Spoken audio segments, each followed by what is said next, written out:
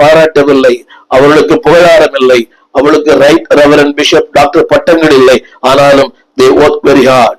அன்பாவளே, அவர்கள் அந்த சூழ்நிலையை வாழ்ந்தார். எனவேதான் இப்ரேய ஆக்கியன் சொல்கிறார், அதாவது மரணம் நேரிடவே இருந்தாலும் வெளிப்படுத்தல.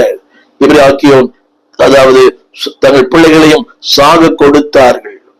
வெளிப்படுத்தல் எழுதப்பட்டிருக்கிறது, மரணம் நேரிடவே இருந்தாலும் ஆட்டுக்குட்டியானவருக்கு தங்களை அர்ப்பணித்தார்கள். என்னை கேட்டுக்கொண்டிருக்கிற அன்புடைய பிள்ளையே, I know what I speak. நான் எதை பேசு என்பதை நான் அறிந்திருக்கிறேன். எனவேதான் வேதம் சொல்கிறது, எல்லாம் தெரிந்த வசனம் 1 கொரிந்தியர் 15:58, எனக்கு பிரியமான சகோதரரே, இதை சொல்லுகிறவர் பாடுகளை சகித்தவர், பாடுகளை பட்டவர். அவர் சொல்லுகிறார், கர்த்தருக்குள் நீங்கள் படுகிற பிரயாசம் விருதாவாய் இராது என்று அறிந்து உறுதிப்பட்டவர்களாய்.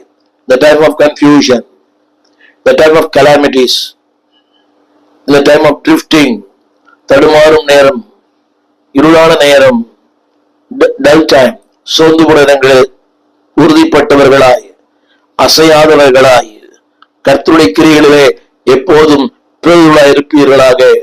கடினம் 3 வாசல்கிறேன். உறுதி, அசையாமல், மிக கடினம். கேட்கிற செய்திகள், பார்க்கிற சம்பவங்கள், நடக்கும் காரியங்களை பார்க்கும்போது we all move. நாம் அசைக்கப்படுகிறோம். நாம் வெறும் ஜடம் அல்ல, எந்திரம் அல்ல, நம்ம ரோபோ அல்ல, மனிதர்கள் தான், உணர்ச்சிகளோடு வாழ்கிறவர்கள் தான். நமக்கு உணர்ச்சிகள் உண்டு, எல்லாம் உண்டு. ஆனால் திருமறை சொல்லுகிறது, உறுதிப்பட்டவர்களாய் எப்பொழுதும், அந்த வார்த்தை படிங்க, எப்பொழுதும் உறுதிப்பட்டவர்களாய், அசையாதவர்களாய், கர்த்தருடைய கிரியைகளிலே இன்னும் அதிகமாய். என்னை கேட்டுக்கொண்டிருக்கிற அந்த ஊழியர்களை, நன்மை நீங்க செஞ்சிருக்கிறீங்க, உண்மைதான். உறவுகளுக்கு உள்ளது. இந்த புதுவெளியை நான் சொல்ல விரும்பவில்லை.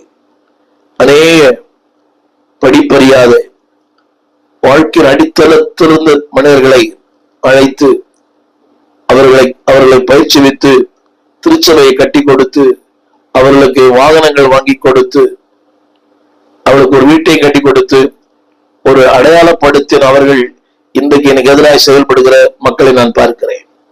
இது உண்மை. ஆனால் திருமறை சொல்லுகிறது, உறுதியாயிருங்கள், அசையாதவர்களாயிருங்கள், கிரிகளிலே எப்போதும் பெருகளாயிருங்கள். நீங்க உங்களுடைய வளர்ச்சி வளரும் போது நிச்சயம் பொறாம வரும். மக்கள் முன்ன பொறாம வருதா, நீங்க வளர்றீங்கன்னு அர்த்தம். வளர்ச்சி அடைகிற ஒரு ஊழியனுக்கு எதிர்ப்புகள் வரும், ஏளனங்கள் வரும், பரியாசங்கள் வரும், கடிதங்கள் வரும், எல்லாமே வரும். நெகேமியாவுக்கு வந்தது முத்திரையிடப்படாத கடிதங்கள். அதாவது சன்பல்லா தொபியா ஆளுகிற மக்கள்